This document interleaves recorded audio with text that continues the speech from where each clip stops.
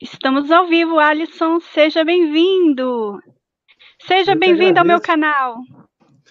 Eu que agradeço a participação, estou muito honrado de estar aqui mais uma vez e muito grato. Quero desejar um abraço a todos aí que participam do canal da Irmã Priscila, todos que vão participar dessa live. Temos uma mensagem importantíssima para todos vocês, para a família de vocês, para os seus amigos, mensagem de salvação. É claro que nós vamos ser bastante polêmicos aqui. Eu não canso de cultivar inimigos quando eu resolvo falar de salvo uma vez, salvo para sempre. Mas essa é uma mensagem bíblica, verdadeira, e nós poderíamos fazer muitas ou dezenas de lives sobre esse assunto, mas eu vou trazer alguns pontos que eu acho que vai convencer a maioria de vocês de que salvo uma vez, sim, salvo para sempre, irmã Priscila.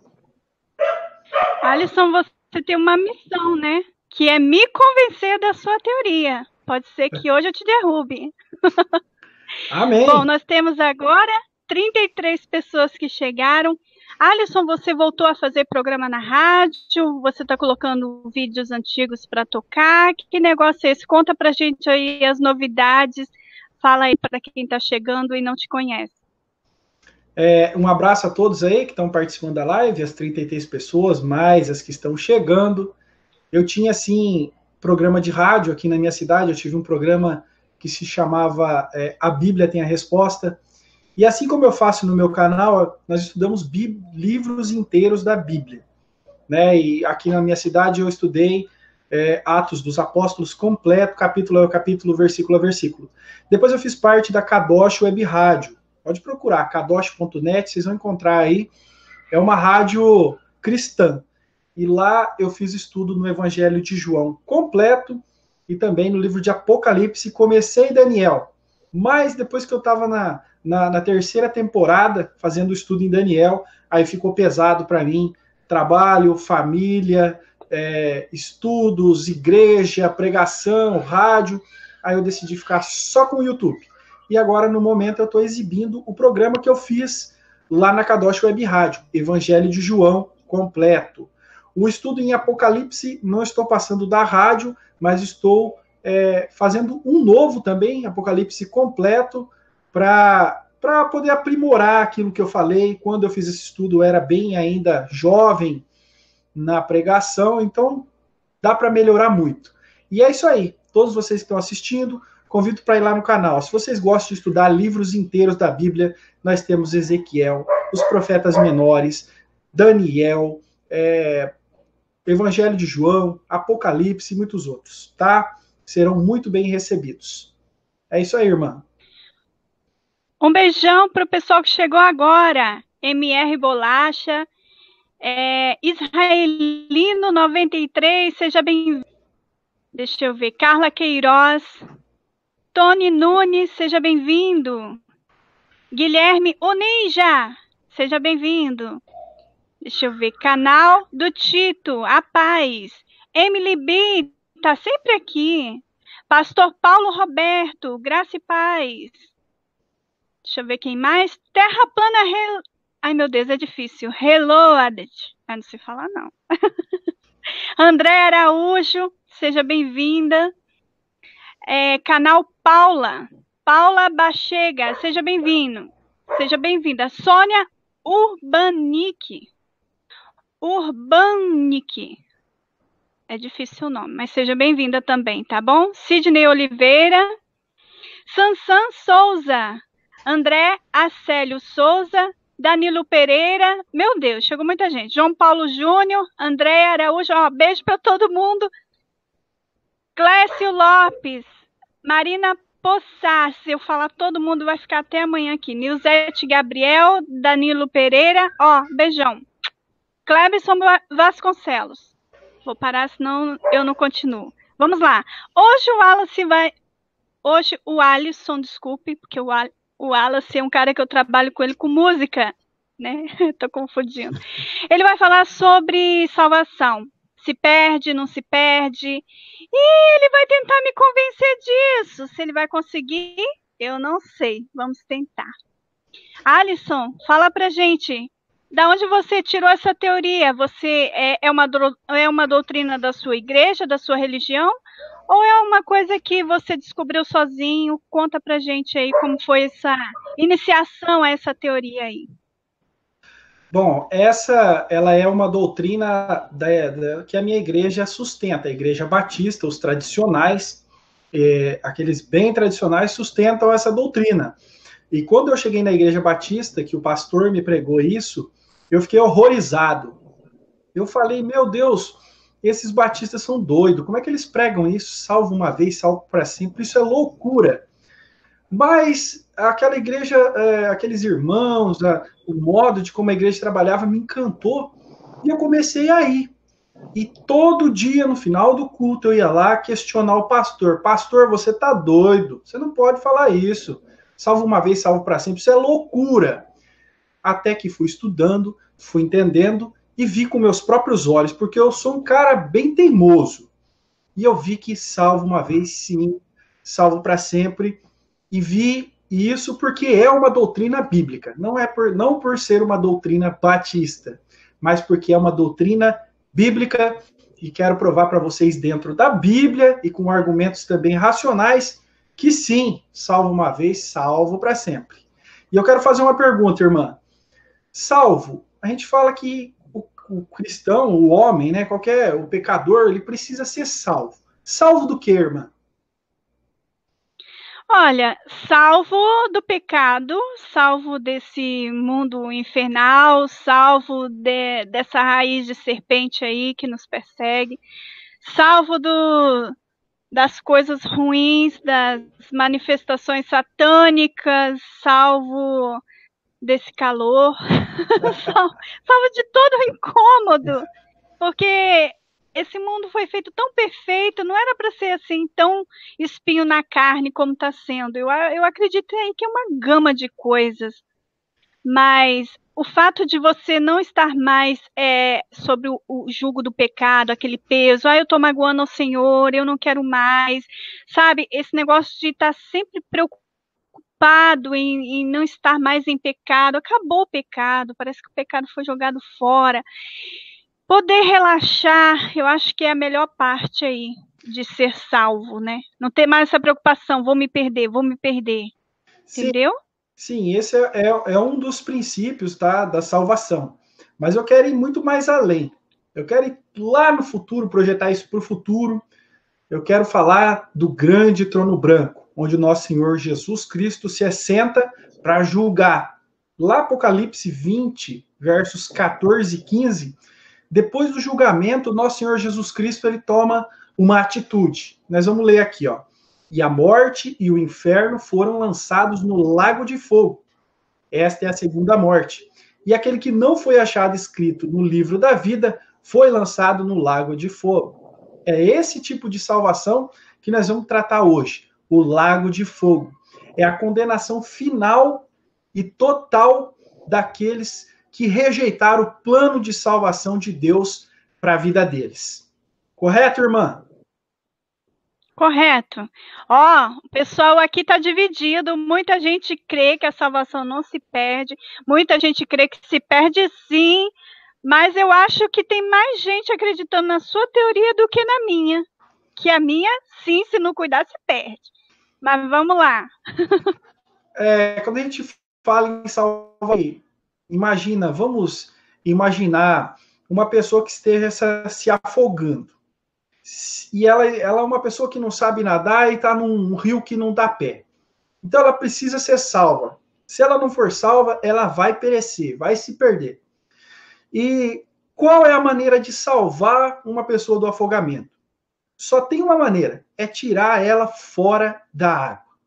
Agora, eu não consigo imaginar Deus se salvando como se fosse aí, dando esse exemplo de afogamento, como se ele ficasse com a mão na cabeça aqui, aí tá se afogando, a água tá aqui, ó. Aí ele puxava, opa, respirei, tô salvo. Pequei, volta a cabeça para dentro da água. Você pecou, volta aí, vai se afogando. Me arrependi, tira a cabeça. Ai, pequei de novo, volta a cabeça. Eu não consigo imaginar Deus trabalhando dessa forma. Eu acho que se Deus veio em nos salvar, resolveu salvar aquele crente, que se arrependeu e creu em Jesus, ele tirou fora do perigo para sempre. E o perigo que nós estamos falando é o lago de fogo. Aquele que foi tirado dessa condenação, ele nunca mais volta. Vamos lembrar da arca de Noé. Noé construiu aquela arca gigantesca e ele entrou lá com os animais de 2 em 2, entrou com a sua família. E em Gênesis 7:16, se você procurar em várias traduções da Bíblia, o entendimento é que Deus fecha a porta para o lado de fora. Estavam 2 a 2 casais reprodutores, conforme Deus tinha indicado. Então, entrou Noé e o Senhor fechou ele mesmo a porta por fora. Quando Noé entrou na arca, não tinha mais risco dele se perder.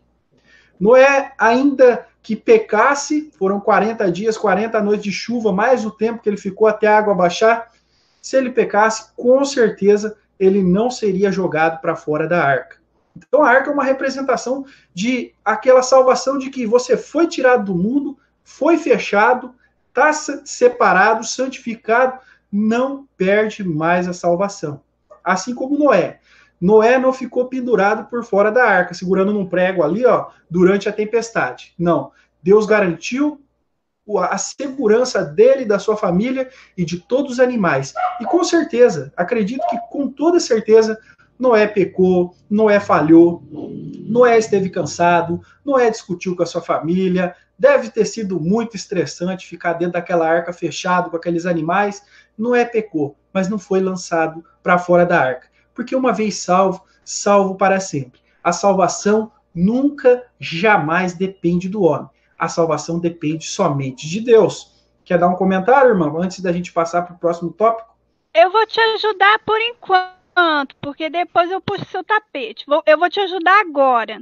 A Bíblia diz que nós temos o nome escrito no livro da vida desde a fundação do mundo. Ora, parece que esse nome não é arrancado, né? Parece que Papai do Céu já sabia e já escreveu. Por enquanto eu estou do seu lado, mas já eu... Deixa eu ver aqui os comentários. Gente, coloquem as dúvidas aqui, tá bom? Porque eu estou vendo poucas perguntas. O livre-arbítrio é do homem. Muito bem, Emily B. Muito bem. Daqui a pouco a gente vai engrossar esse caldo. Continue aí, Alisson.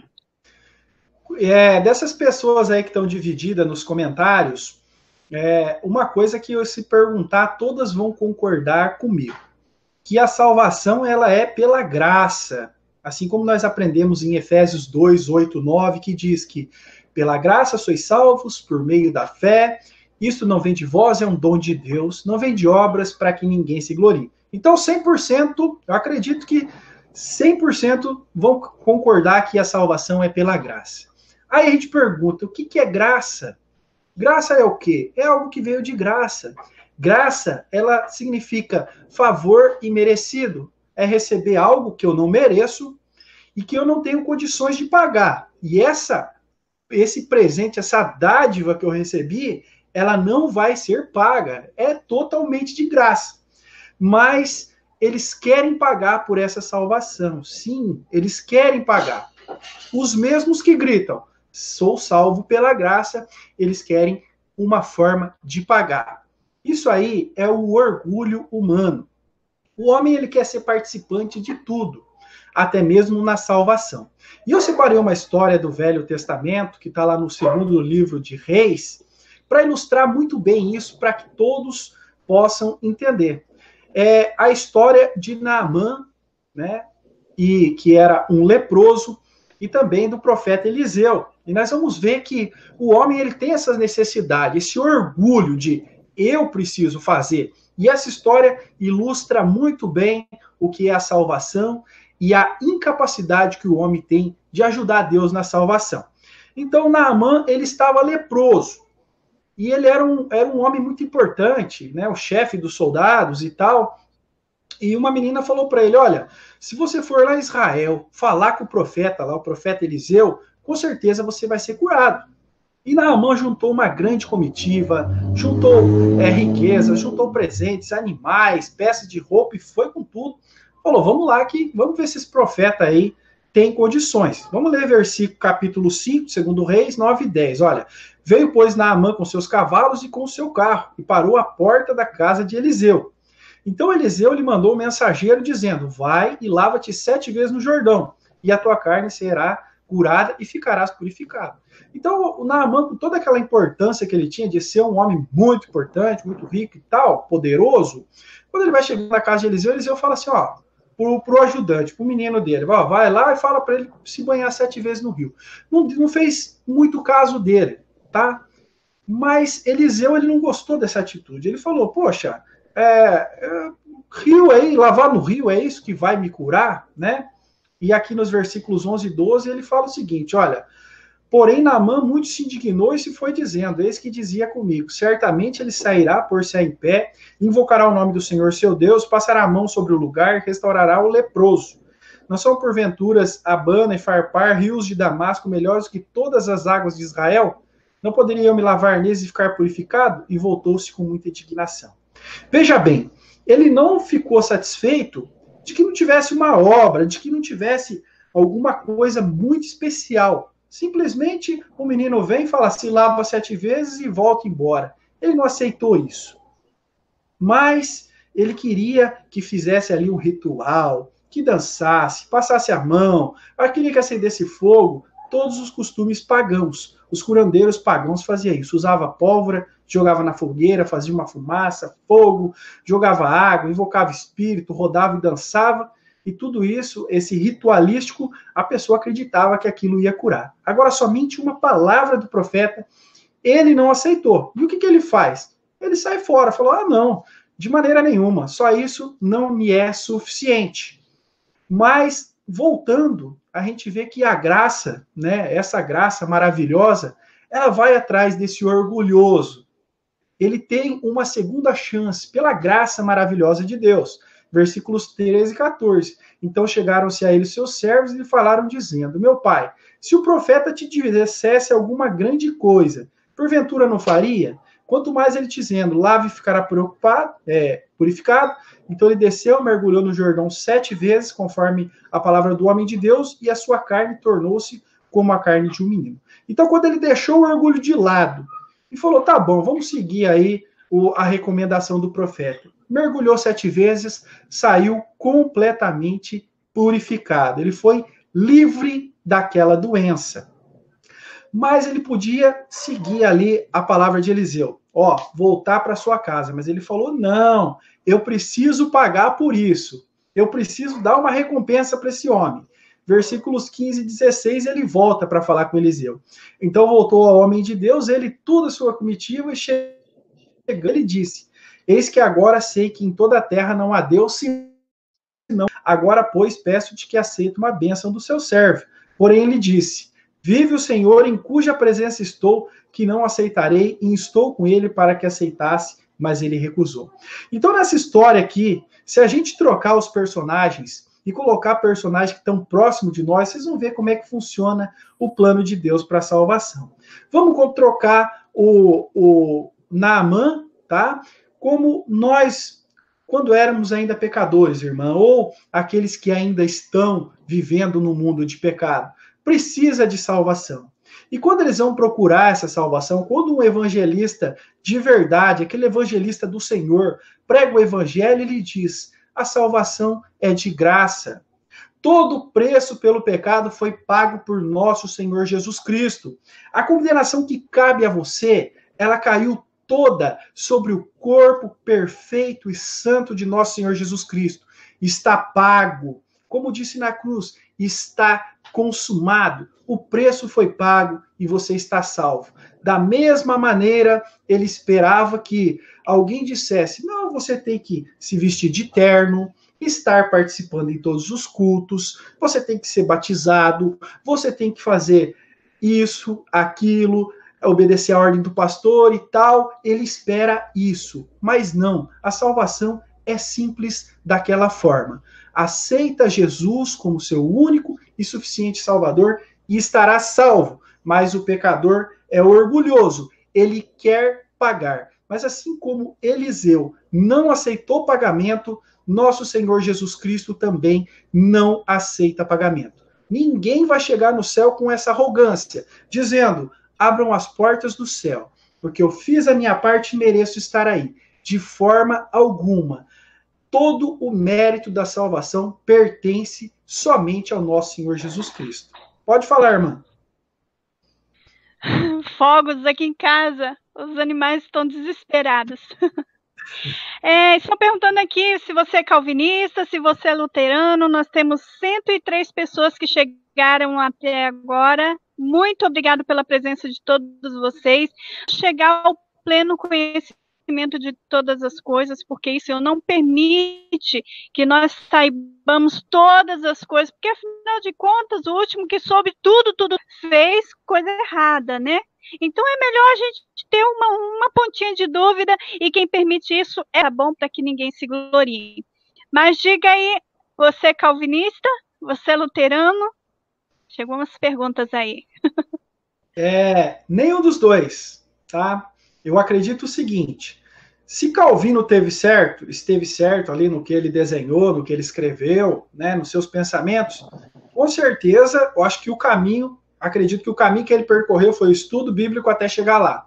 Se Lutero está certo e Calvino errado, foi o mesmo caminho: estudo bíblico, oração, direção do Espírito Santo até chegar lá. Então eu não vou perder tempo com eles. Eu vou na Bíblia, estudando diariamente, dedicando meu coração ao estudo da palavra, pedindo orientação do Espírito Santo, e qual deles estiver certo, eu vou chegar lá. Eu convido a vocês que estão assistindo o vídeo aí, que eu tenho um vídeo no meu canal que ele se chama assim: Calvinismo versus Arminianismo, Esaú e Jacó. E lá eu mostro a minha posição sobre essas duas vertentes, calvinismo, arminianismo, da qual não pertenço a nenhuma, e o porquê não acredito nenhuma, usando a história dos dois irmãos, muito conhecido na Bíblia, Esaú e Jacó. Pode falar, irmã. Tem muita pergunta aqui sobre... Priscila, você crê em predestinação? Eu acho que teve aí umas 10 perguntas sobre isso. Eu já fiz um vídeo falando sobre predestinação, que eu não creio em predestinação. Eu creio que existe tipo a maquininha do tempo, assim, que Papai do Céu entra, vai lá na frente e vê se você se salvou ou você escolheu a perdição.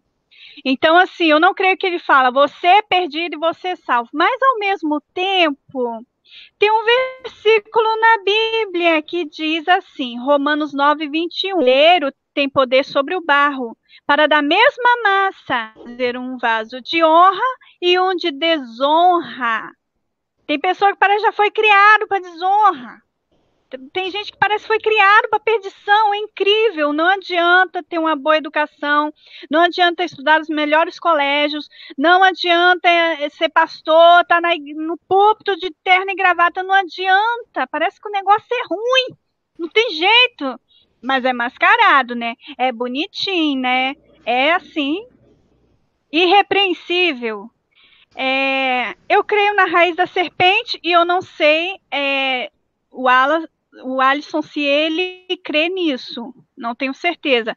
Fala para mim, Alisson, você crê nisso ou você acha que ela ferirá o seu calcanhar e tu lhe ferirás a cabeça? Estava falando simplesmente de cobras mesmo, de serpente, de víbora mesmo, dessas que se arrastam no chão. Diga para mim se tinha um sentido duplo, o que você pensa sobre isso? A serpente, com toda certeza, trata-se aí de Satanás. Não tem erro, porque quando chegamos lá em Apocalipse, eu acho que no capítulo 12 ou 13, por aí, a Bíblia deixa bem claro que Satanás, o diabo, a serpente e o dragão tratam-se da mesma pessoa. Está em Apocalipse. Então, aquele que pisa na cabeça da serpente, nosso Senhor Jesus Cristo. Lá na cruz, ele esmaga a cabeça da serpente. E a ferida no calcanhar... Sim, pode falar. Fala. E a ferida no calcanhar é o próprio Filho de Deus, né? Ter que ser sacrificado em favor dos homens. Essa é a ferida no calcanhar. Pode falar. Mas raiz da serpente dá a entender que ela teria uma geração. Ela teria filhotes.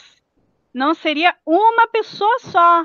Ela teria uma geração que iria nascer e perturbar a geração da mulher.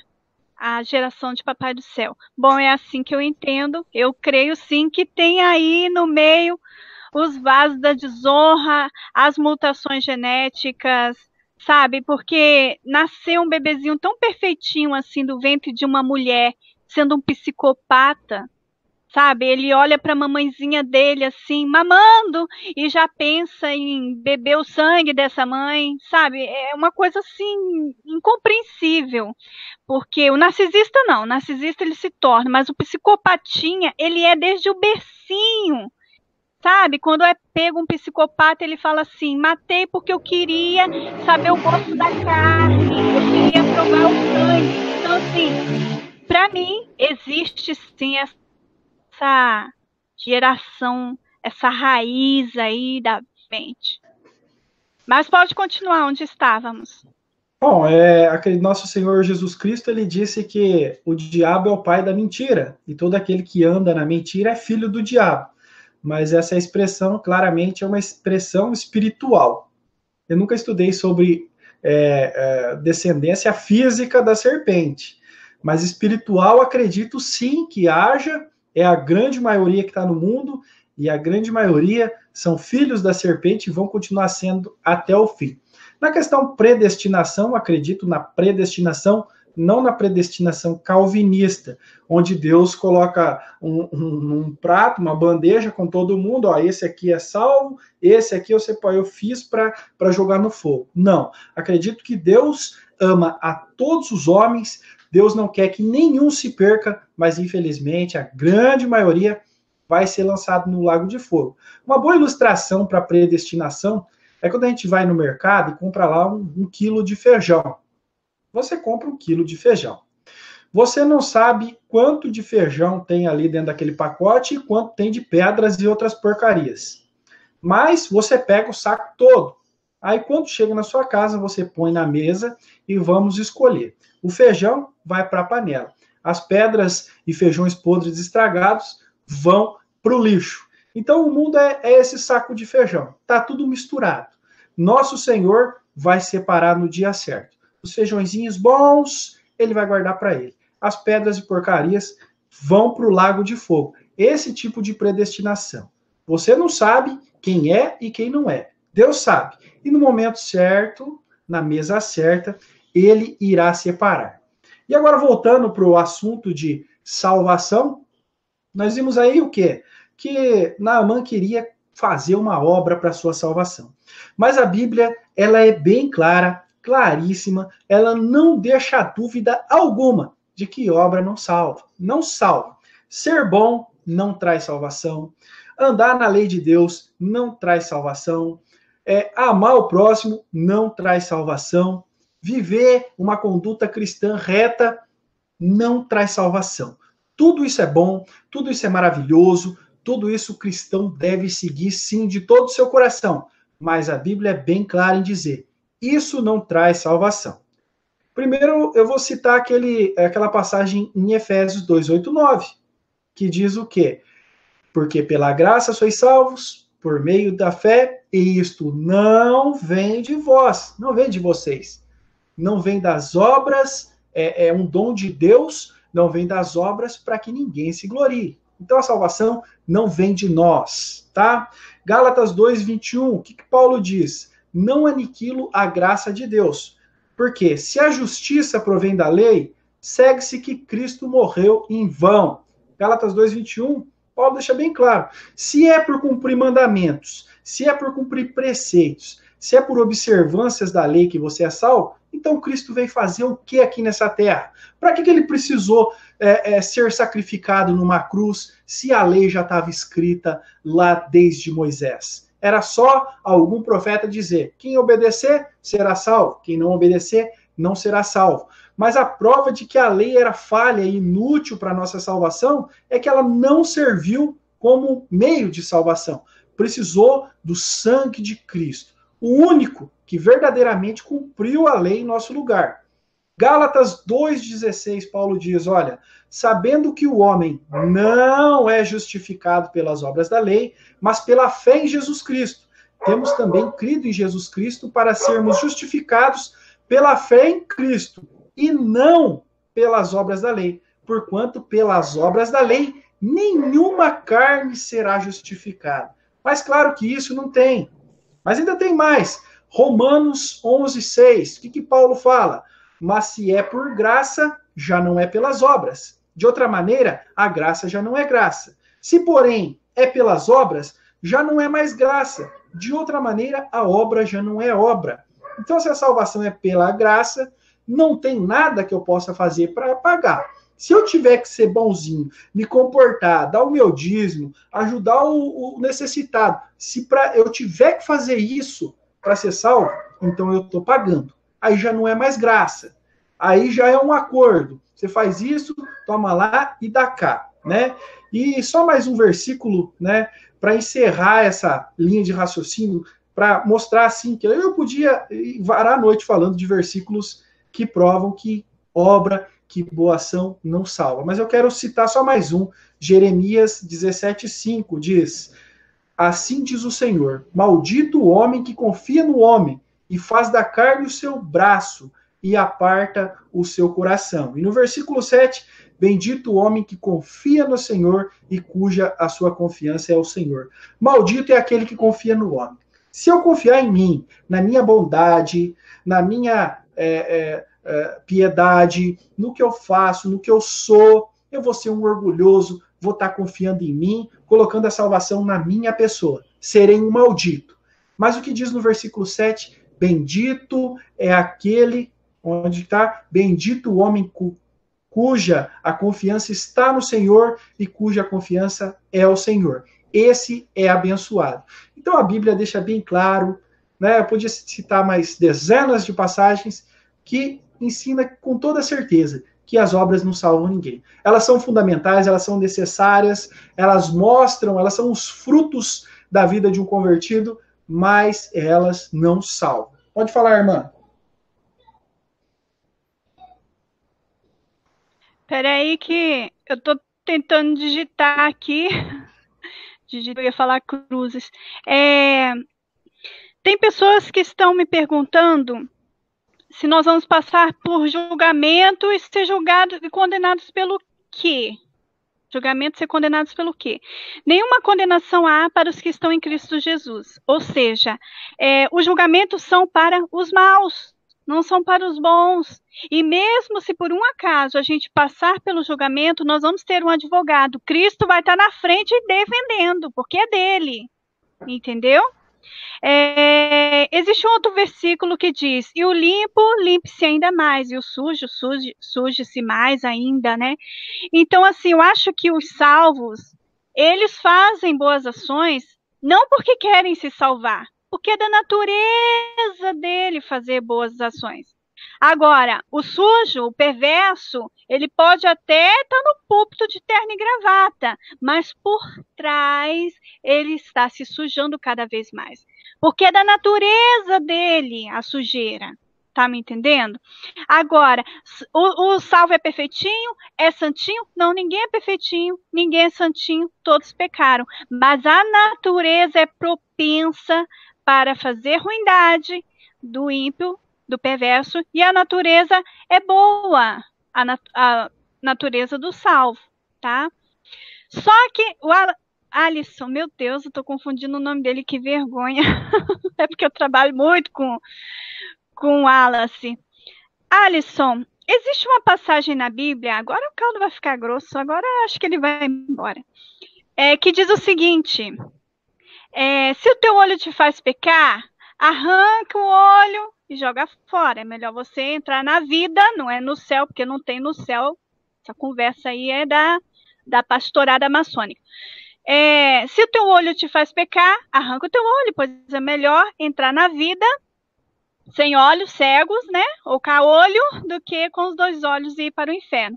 Então, existe aí um risco de se perder. O que você acha? Tadinho dele, gente. Eu não vim aqui para poder te imprensar. Tô ficando com peninha. Irmã, se eu ficar prensado, é uma prova de que eu preciso rever meus conceitos. Então, nosso Senhor Jesus Cristo, ele disse: se teu olho te faz pecar, arranca e joga fora. Mas arrancar um olho não vai me fazer morrer. E diz que é melhor entrar na vida com um só olho do que com o olho ir para o inferno. O que nosso Senhor Jesus Cristo está dizendo? Ele está dizendo para aquele que peca antes de se salvar. Vamos pôr aí uma coisa mais simples. Aquele que é beberrão, aquele que gasta a vida dele em bebedeiras, com seus amigos lá no bar, e não quer saber de Deus, o tempo dele ele aplica nisso. Essa bebida vai o levar para o inferno, porque ele não vai se importar com Deus.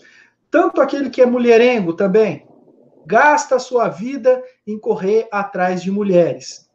Esse também não vai ser salvo. Por quê? Porque ele não vai dedicar a sua vida aos caminhos do Senhor. Ele vai dedicar a sua vida à perdição. Tantos outros pecados que os homens se apegam e jamais soltam. Então, Cristo diz, esse tipo de pecado você deve jogar fora de você. Você deve se afastar dele. Por quê? Porque senão você não vai entrar no caminho do Senhor. Agora, o crente, vamos dizer que arrancar o olho, esse pecado de que precisa arrancar o olho, seja o crente que cobiça as coisas dos outros. Isso é um pecado terrível. Então, se o crente, aquele que já foi transformado em Cristo, tem um olhar cobiçoso, vamos dizer ainda pior, na mulher dos outros, se ele tem esse olho cobiçoso, aí fica aquela pergunta, será que esse conheceu a Cristo? Será que esse conheceu a graça salvadora? Será que esse foi revestido alguma vez pelo Espírito Santo? Será que esse conheceu o Evangelho? Ou será que é simplesmente aquele do mundo, o mundano, que está vestindo uma roupinha de crente misturado entre os crentes?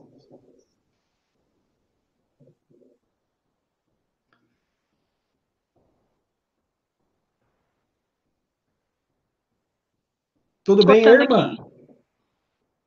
Filme de terror. Muito. Gente, mandem perguntas, tá bom? Mandem tem perguntas sobre o inferno. Eu acho que não é o assunto de hoje, o inferno. O que você acha, Alisson? Não dá para falar sobre isso?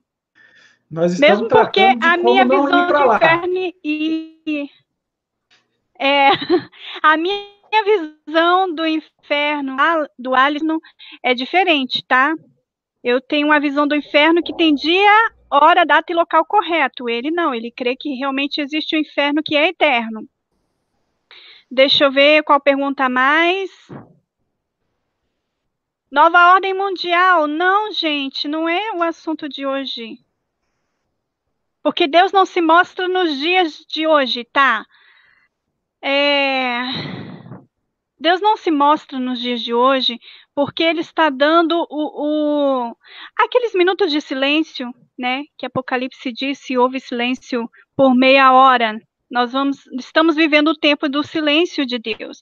Eu acho que é um momento estratégico onde as coisas vão acontecer, as profecias estão se cumprindo para a vinda do Messias. Se ele faz alarde, todo mundo se prepara, os governantes param de roubar, e aí a terra fica tinindo, então ele não precisa vir interferir, ele está deixando assim o mal chegar no clímax, no seu máximo. E também, complementando isso, né, a salvação ela é pela fé. Se Deus se manifestar, o homem não vai mostrar fé, que é muito fácil você crer naquilo que você vê.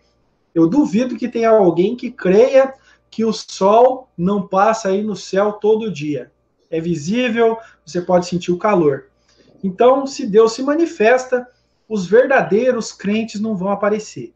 Deus, ele quer que as pessoas creiam sem ver. É a fé profunda e verdadeira. O mundo todo vai falar, não, esse Deus é falso. Não vão falar que um Deus criou a Terra, vão falar que tudo evoluiu lá de uma única célula, de uma explosão. Mas os verdadeiros crentes vão nadar contra a correnteza sempre e acreditar naquele Deus que eles jamais poderão ver antes da consumação de todas as profecias. Amém? Pergunta aqui, ó. Amém? Pergunta do canal do Tito. O que necessariamente eu preciso fazer de aceitar a Jesus? Alisson, vou jogar a bola para você. Vou responder essa com um versículo bíblico. Então, ele quer saber o que tem que fazer para ser salvo, né? Para aceitar Jesus. João 3,16 diz o seguinte: porque Deus amou o mundo de tal maneira que deu seu Filho unigênito, para que todo aquele que nele crê não pereça, mas tenha a vida eterna.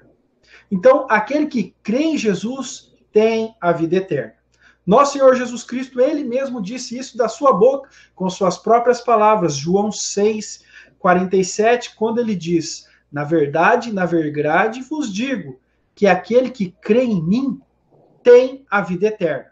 Então é a fé em Jesus, a salvação somente pela fé. Crer em Jesus traz salvação. Mas o homem não aceita isso. Ele quer crer e algo mais. Esse algo mais é o orgulho que não traz salvação. Somente crer te livra da condenação, tá? João 3,18 diz o seguinte, olha, quem crê nele, em Jesus, não é condenado, mas quem não crê já está condenado, porquanto não crê no nome do unigênito Filho de Deus. Então é a fé em Jesus que te traz salvação. Depois da salvação, a renovação pelo Espírito Santo, e aí sim, você é uma nova criatura, como Jesus falou para Nicodemos. Nasce de novo, uma nova criatura. Morre o velho homem, sai de cena, e as boas obras praticadas pelo crente são os frutos de uma nova vida. Quero ler ainda mais alguns versículos aqui, que provam que salvação jamais se perde. Olha lá. As minhas ovelhas ouvem a minha voz, eu conheço-as. Elas me seguem, e dou-lhes a vida eterna. E nunca hão de perecer, e ninguém as arrebatará da minha mão. Meu Pai que mas deu é maior do que todos, e ninguém pode arrebatá-las da mão de meu Pai. João capítulo 10, versículos 27 a 29. Jesus diz que dá a vida eterna para suas ovelhas e que elas nunca hão de perecer. E ninguém arrebatará da mão dele, ninguém tira da mão dele, está firme, está seguro. Então, se Cristo te deu a salvação, você pecou, perdeu, isso aqui é uma mentira, Cristo é um mentiroso. Mas no versículo 27 diz, ó, as minhas ovelhas ouvem a minha voz. Então a ovelha de Cristo, ela ouve a voz de Cristo. Uma pergunta que é frequente é, então eu estou salvo? Tô. Isso eu respondi um rapaz esses dias. Então já que eu estou salvo, então eu posso beber, posso roubar, posso fumar, posso matar, posso tocar o terror, posso me prostituir, posso estuprar as mulheres na rua, fazer o que eu quiser. Eu respondi para ele, olha, se você tem desejo de fazer isso, então quer dizer que você nunca se encontrou com Cristo. Quer dizer que você nunca, jamais foi salvo. A voz do mundo e a voz do pastor aqui nesses versículos. Voz do mundo, mata, rouba, destrói. Essa é a voz do mundo. Se prostitua, se destrua, pratique o mal. A voz de Cristo, ame o seu próximo, pratique o bem, pratique as boas obras, ande embaixo da lei de Deus. As duas vozes estão aí diariamente no ouvido de todas as pessoas. Aqueles que são salvos, aqueles que verdadeiramente conheceram o Evangelho, eles pendem para a voz do pastor. Eles conhecem a voz do pastor e eles seguem a voz do pastor. E as verdadeiras ovelhas de Cristo, elas se assustam com a voz do lobo e correm. Elas ouvem e obedecem somente à voz do pastor. É por isso que eu digo, salvação não se perde. Os escolhidos de Deus, de Cristo, jamais serão condenados, como diz Romanos 8:1. Portanto, agora, nenhuma condenação há para os que estão em Cristo Jesus, que não andam segundo a carne, mas segundo o Espírito. E também aqui Romanos, último versículo que eu vou ler, 8:33 a 39, mostra bem que salvação não se perde. Olha, quem intentará acusação contra os escolhidos de Deus? É Deus quem os justifica. Quem é que condena? Pois é Cristo que morreu, ou antes, quem ressuscitou dentre os mortos, o qual está à direita de Deus e também intercede por nós.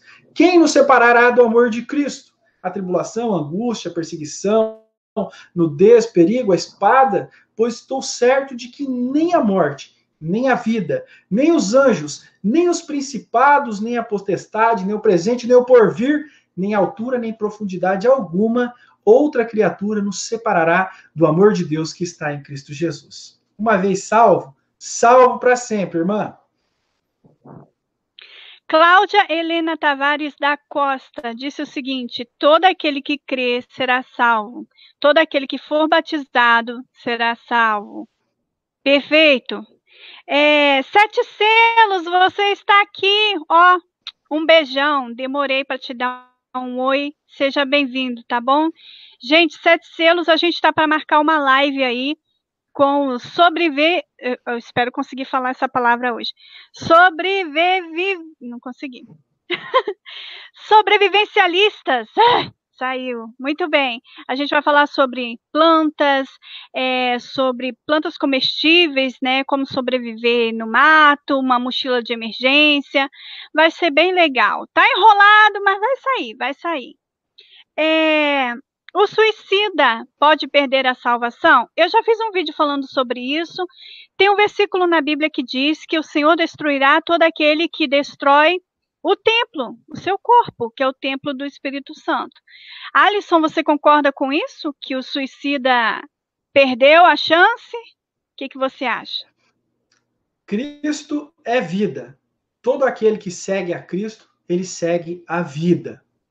A morte pertence às potestades das trevas, ao domínio de Satanás. Então, o crente, o verdadeiro convertido, ele quer viver, não morrer. Então, é difícil, quase que impossível, que alguém que tirou a própria vida não seja salvo. Porém, isso não cabe a nós julgar.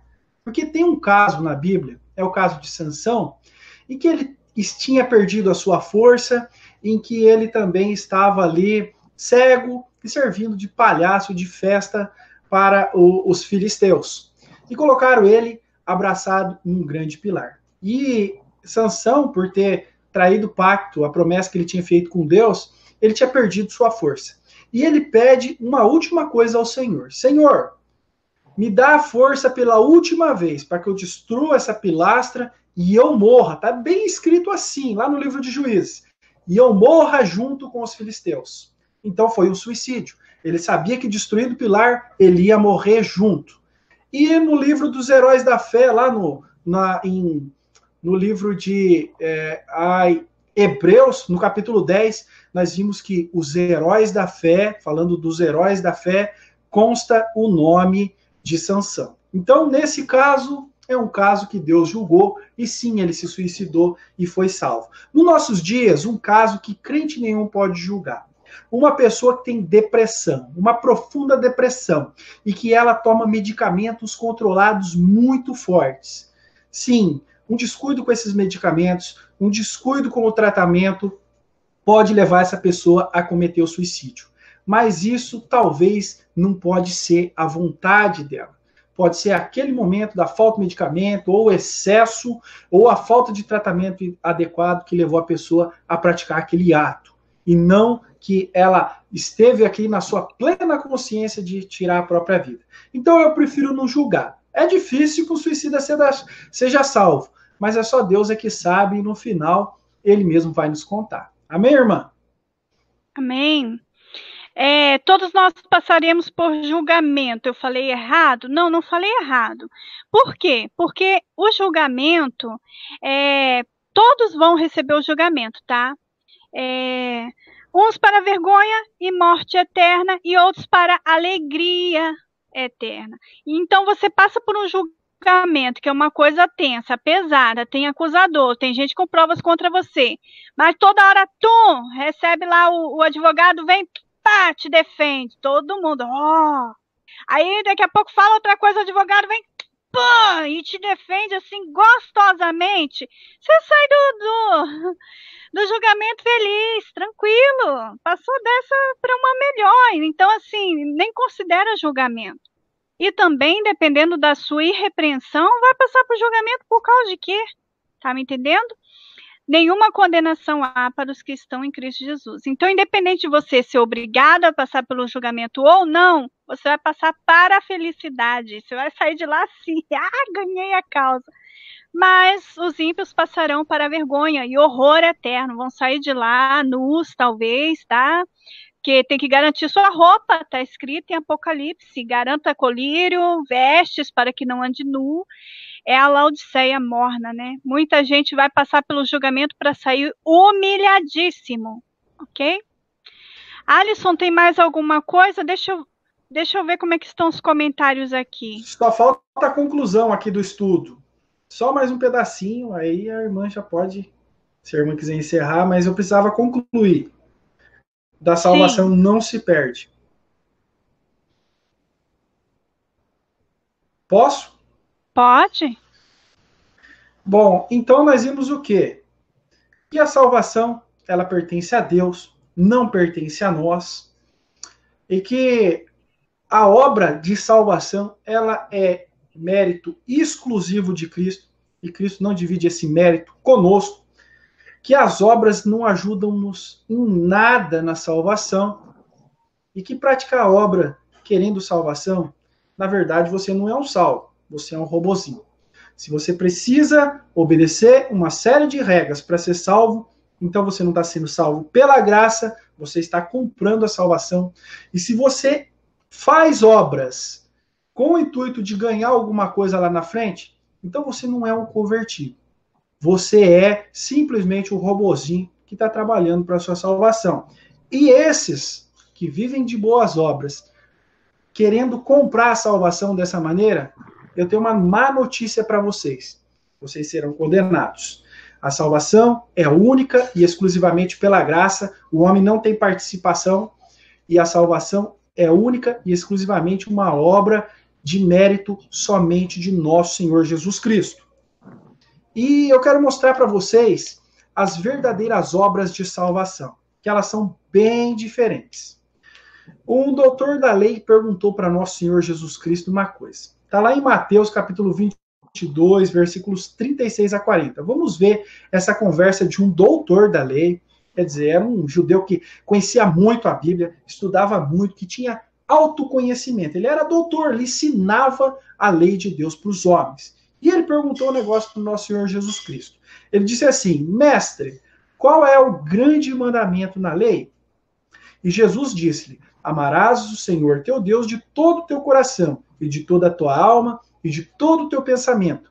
Esse é o primeiro grande mandamento. E o segundo, semelhante a este, é, amarás o teu próximo como a ti mesmo. Destes dois mandamentos dependem toda a lei e os profetas.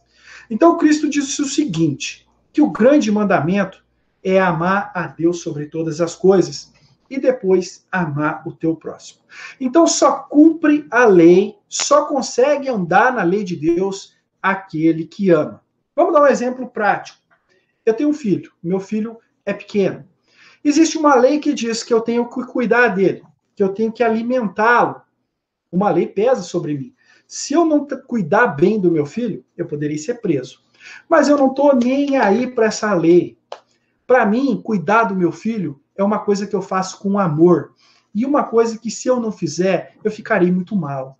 Eu não consigo comer se o meu filho não estiver alimentado. Existe uma lei que diz, seu filho tem que ir na escola. Se eu não cumprir essa lei, serei preso. Não estou nem aí para a lei. Quero que meu filho estude, quero que meu filho vá bem nos estudos, para que no futuro ele tenha um bom emprego e possa sustentar sua família. Existe uma lei que diz, né, de Deus agora estou falando, farás. Essa lei, ela é fundamental para o cristão. E essa lei diz que eu não posso trair minha esposa.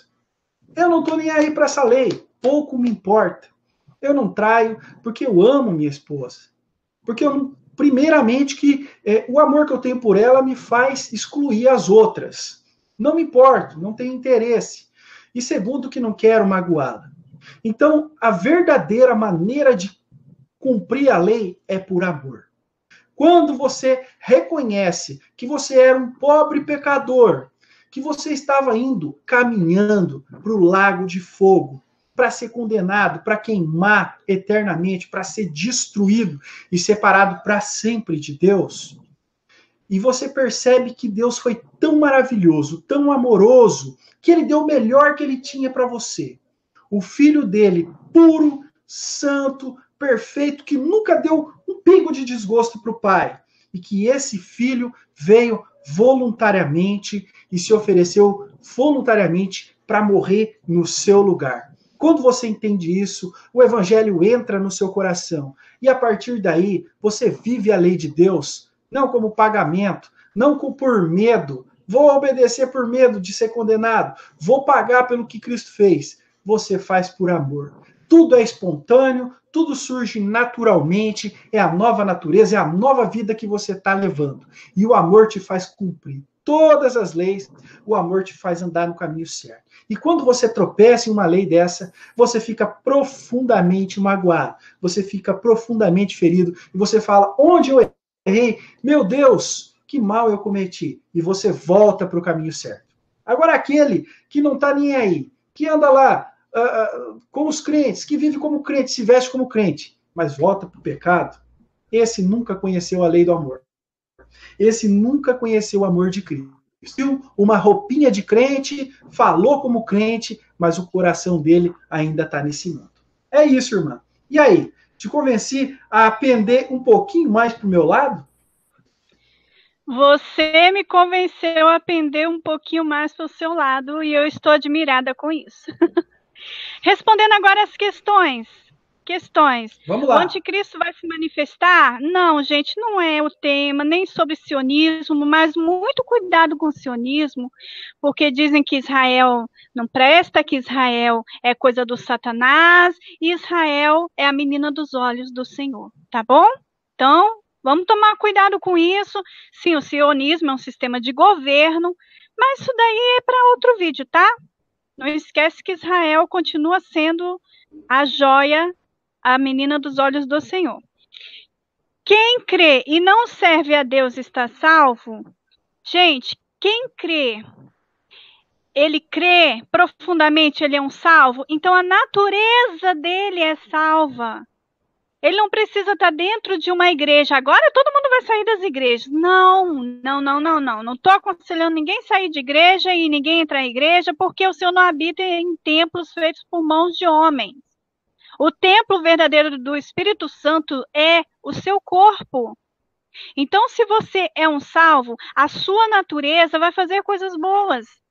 Fazer coisas boas é estar sentado no banco de uma igreja, dizimando e ofertando.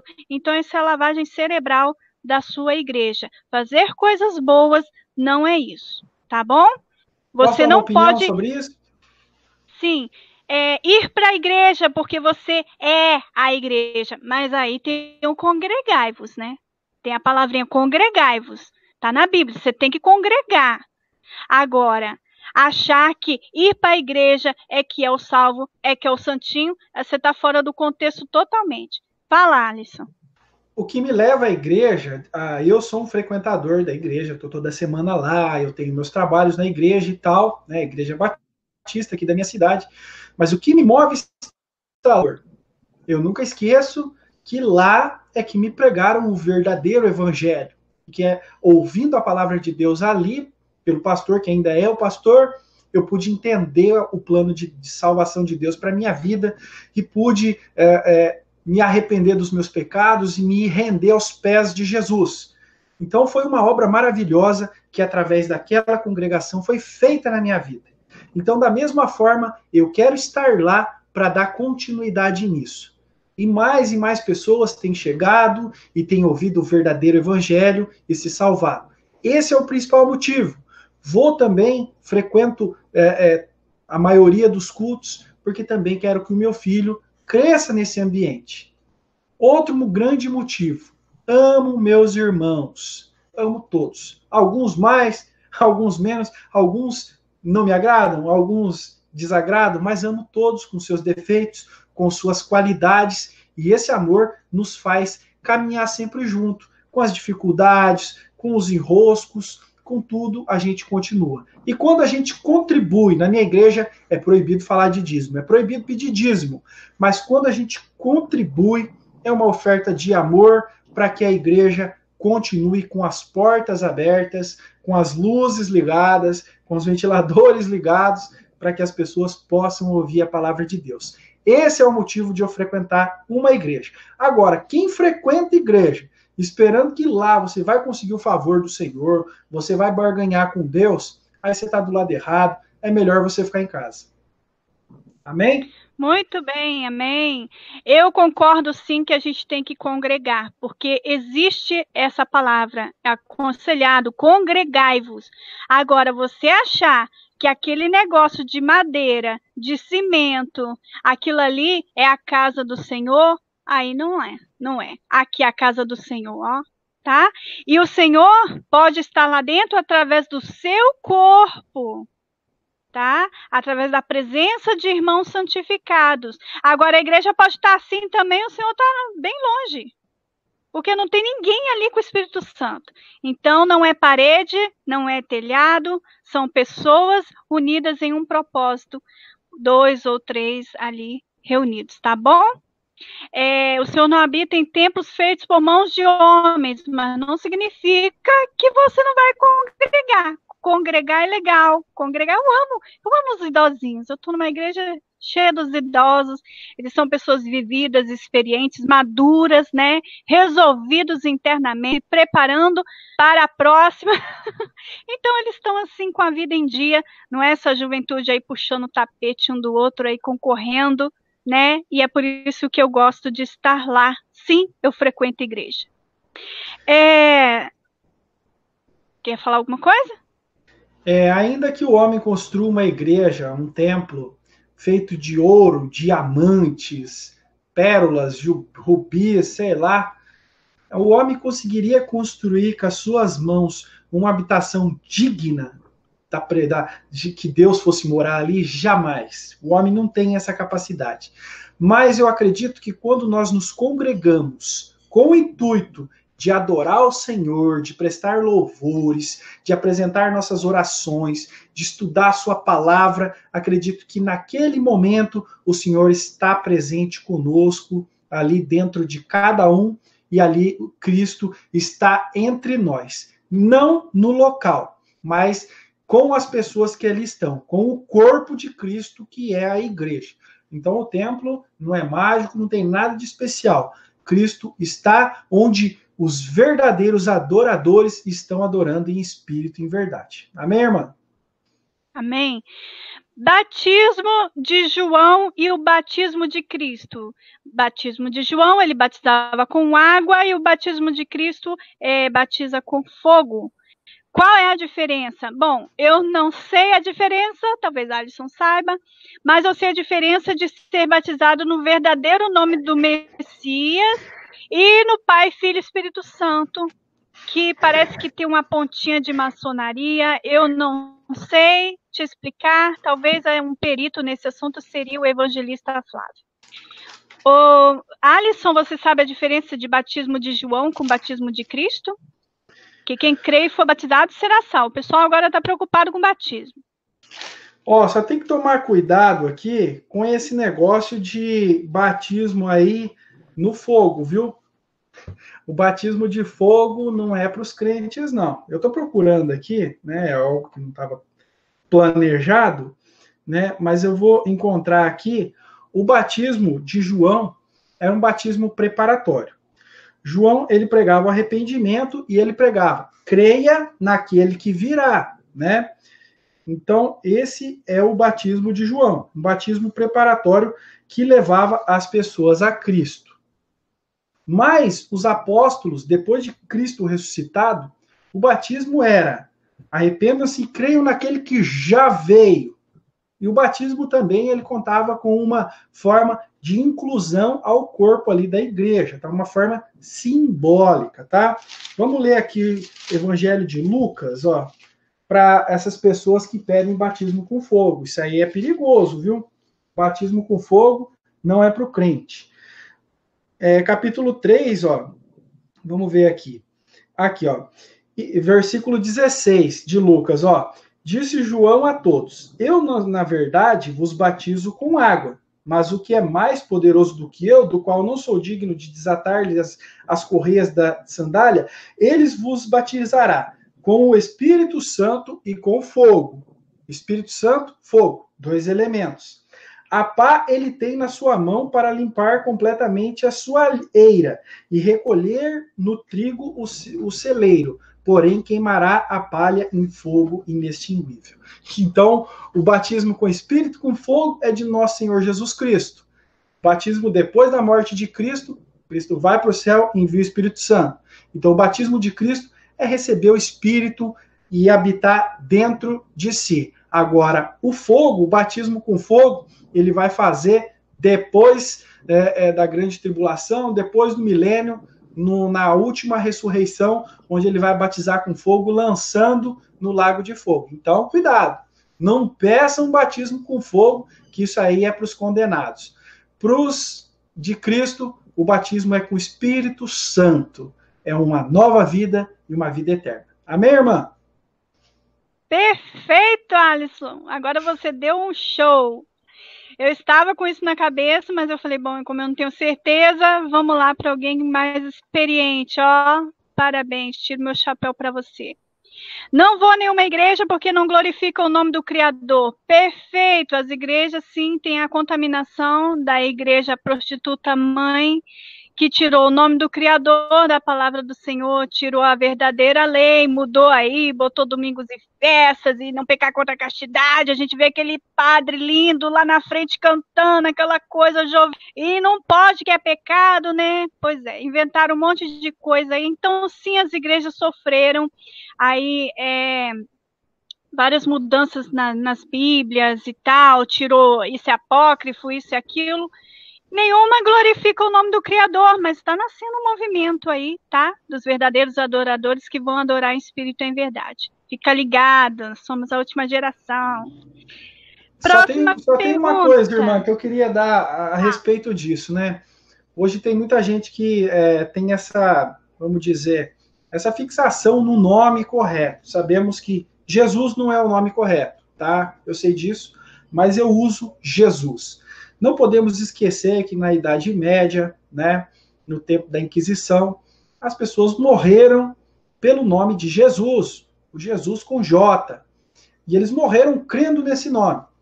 Mas eles foram salvos, porque eles sabiam em quem estava crendo, em nosso Senhor Jesus Cristo. É louvável, é aceitável sim saber o nome correto, o nome no hebraico e tal. Só tem que tomar cuidado que muitas pessoas elas fazem uma separação muito grande por causa disso. Eu sei o nome correto, você não sabe. Eu estou salvo, você não. Isso é um perigo. Fazer separação, como muitas e muitas seitas hoje fazem. Eu guardo sábado, você não. Eu estou salvo, você não está. Ah, eu faço o batismo de tal forma. Você não faz, eu estou salvo, você não. Então tem que tomar cuidado com essas coisas. Eu falo Jesus Cristo, porque é o nome mais conhecido, todo mundo sabe perfeitamente de quem eu estou falando.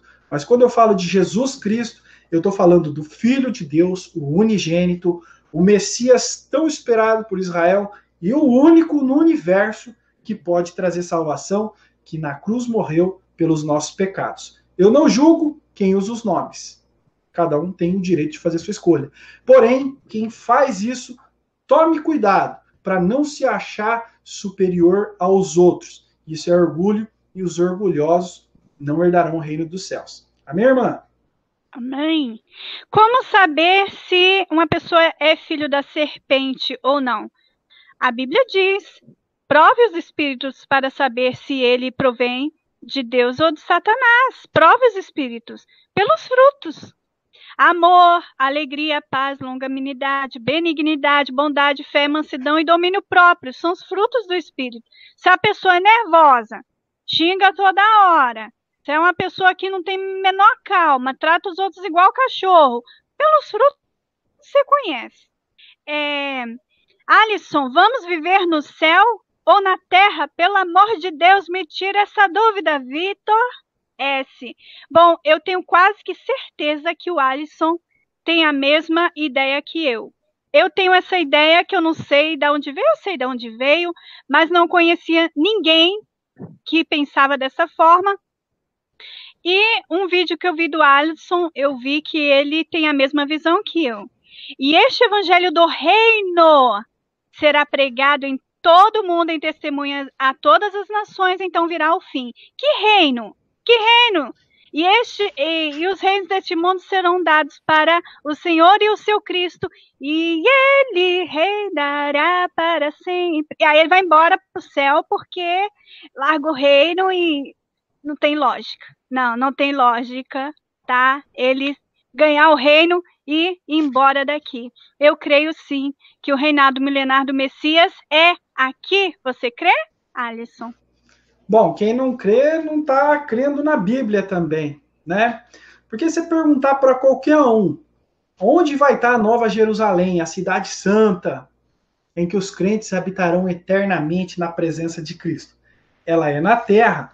Porque aqui no capítulo 21, aqui, 1 e 2 de Apocalipse, diz o seguinte: vi o novo céu, vi nova terra, pois o primeiro céu e a primeira terra passaram e o mar já não existe. Mar, coisa terrena, coisa daqui. João viu o novo céu, nova terra, sem mar. Vai dizer que lá no céu tinha mar. Mar é coisa da terra. Vi também a cidade santa, a nova Jerusalém, que descia do céu, da parte de Deus, ataviada como noiva, adornada para o seu esposo. A cidade desceu do céu. A cidade desceu de um céu que já era transformado novo, e uma terra nova, e aqui ela pousou. E aqui nós vamos reinar e viver com Cristo eternamente, já com o mal destruído, sem a influência de Satanás. Sim, a eternidade será nessa terra, ainda mais quando a Bíblia diz que os justos herdarão a terra. Essa terra pertence aos servos de Cristo. Os de Satanás vão ser lançados no abismo, no lago de fogo. E nós ganharemos aí como herança essa terra que Deus vai nos dar, linda e transformada. Amém, irmã? Amém. Alisson, você sabia que isso é super novo para mim? É muito novo. Eu sempre cantei, eu vou para o céu, eu vou para o céu. E de repente eu vi um vídeo seu. E eu falei, meu Deus, mas alguém acredita nisso? Não acredito.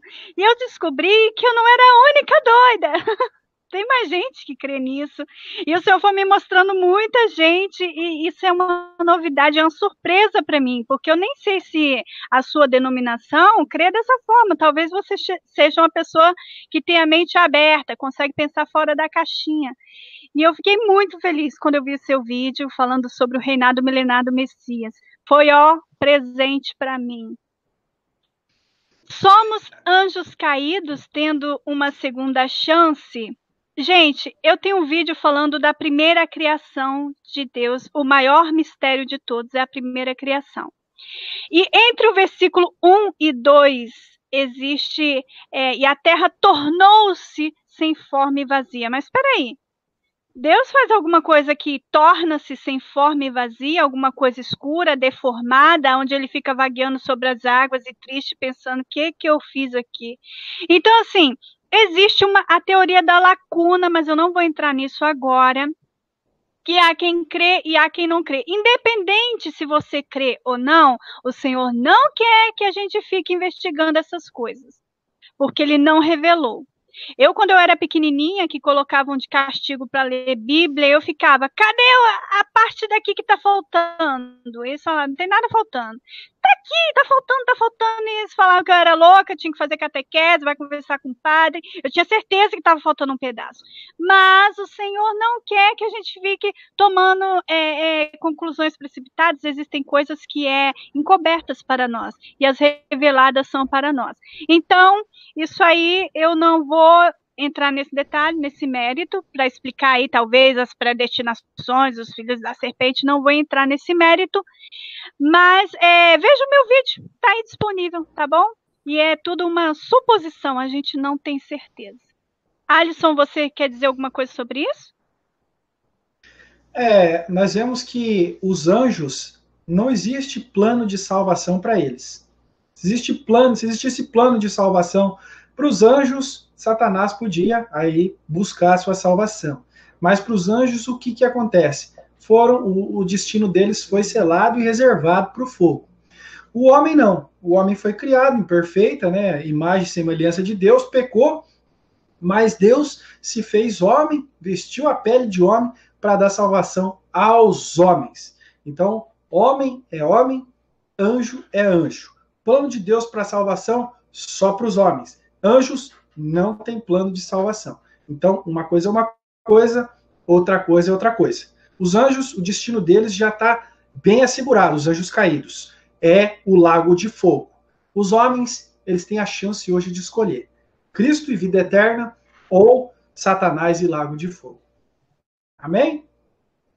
Amém. Nossa, a live tá grande hoje. Saul era escolhido, no entanto se desviou. E aí, uma vez salvo, salvo para sempre? Esdras Souza. Saul nunca foi escolhido pelo Papai do Céu. O povo pediu um rei e o Senhor falou assim: eu sou o rei. Aí falaram para Samuel: você está velho, seus filhos são velhos, vocês já não julgam com sabedoria, nós queremos um rei como todas as nações têm. Aí Samuel falou: Senhor, estão me trocando. Aí o Senhor falou: antes de trocarem você, trocaram a mim. Você não está entendendo, trocaram a mim, mas eu vou dar um rei. Vou dar um rei para eles. Eles vão sofrer, porque vai tornar os seus filhos escravos. Então, assim, Saul nunca foi escolhido pelo Papai do Céu. Pode ter sido escolhido para trazer a desgraça, para trazer arrependimento, porque quiseram um rei. Mas ele não era escolhido de nada, não. Ele era escolhido do povo. E se perdeu porque ele já era perdido. Ainda, irmão, ainda que ele fosse escolhido, vamos dizer que ainda que fosse escolhido, assim como os profetas ungiam reis, ungiam para um cargo político, um cargo de reinado na terra do povo de Israel. Não ungiu para salvação. Nunca ouvi falar na Bíblia que algum rei foi ungido para salvação. Então, como a irmã muito bem disse, matou a charada, ele não foi escolhido por Deus, foi escolhido pelos homens. Quem foi escolhido por Deus para reinar, para ser ungido rei? Davi. Esse era segundo o coração de Deus. Mas mesmo um homem segundo o coração de Deus, ainda assim cometeu um crime terrível.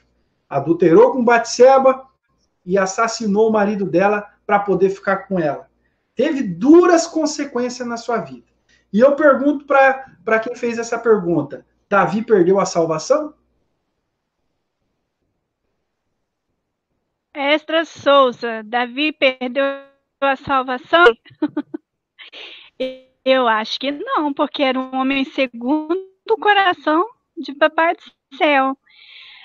Agora, Salomão me confunde. Salomão me confunde porque de ventre ele era escolhido, ele pediu ao Senhor em vez de bens, ele pediu sabedoria, o Senhor achou lindo o pedido dele, deu tudo, inclusive sabedoria, mas deu toda a riqueza desse mundo, e no final ele serviu a outros deuses, fez do templo dele praticamente uma maçonaria, o povo ficava voltado com a cara para o sol, de costa para o templo, e as mulheres chorando por Tamuz, e virou uma confusão, e casou com 700, 900 concubinas, e para fazer aliança entre reinos, ele juntou o seu governo com as trevas. E aí me confunde, porque um homem que era tão sábio, tão inteligente, tão escolhido, pode ser que tenha se perdido. Pois é, né, irmã? Ele pediu sabedoria, mas não pediu salvação. E eu acredito que Salomão, eu preciso fazer um vídeo ainda, elaborar. Acredito que Salomão é o fundador da maçonaria. Maçons dizem viajar o mundo para ir lá até Israel, visitar o túmulo de Salomão até hoje. E Salomão, o reino, só não foi arrancado da mão dele pelo pecado terrível, quando Deus disse o seguinte: por amor de teu pai, não arranca o reino da tua mão. Mas depois que morrer, o reino será dividido em dois. E depois da morte de Salomão, o reino foi dividido entre Roboão e Jeroboão. Então, Deus não falou assim: por amor de ti, eu vou te preservar, apesar desse erro. Não, por amor de teu pai. Então, o caso de Salomão é bem duvidoso. Ele conheceu o Senhor, orou pelo Senhor, falou com o Senhor. Eu não vou julgar se é salvo ou não, mas gera muitas dúvidas. Só quando Cristo voltar que nós vamos saber disso de verdade. Amém, irmã? Amém. Jonathan Magalhães, Jerônimo, Priscila, seu cabelo é muito lindo, me lembra uma amiga de infância. Desnecessário eu fazer esse comentário, mas obrigada, eu vim de família narcisista e a vida inteira eu escutei que o meu cabelo é bombril, é coisa ruim, é coisa do Satanás. Então, muito obrigado, você serve para quebrar o abuso aí dos narcisistas e psicopatas. Gente, está na hora de encerrar. Essa live já passou de 1 hora. Eu queria agradecer muito todos vocês que estão até agora, 104, 106 pessoas assistindo. Muito obrigado pela presença de vocês. O Alisson é um camarada assim que a minha alma simpatizou, sabe? Quando alma salva simpatiza com alma do bem. Aí eu olhei e falei, é um escolhido. Esse aí é de Papai do Céu. Vou me aliar com ele, vamos fazer uns vídeos aqui legal juntos. E foi uma surpresa ele ter aceitado. Alisson, é um prazer enorme ter você mais uma vez aqui comigo. A minha irmã, também é um prazer, também admiro muito o seu trabalho, tenho acompanhado os vídeos, assim, na medida do possível, né? E realmente a irmã tem feito um trabalho muito relevante. Então, nós temos algumas diferenças, como a irmã falou, né? Em alguns pontos a gente diverge, mas na maioria e nos mais importantes a gente anda junto. Isso é o que importa.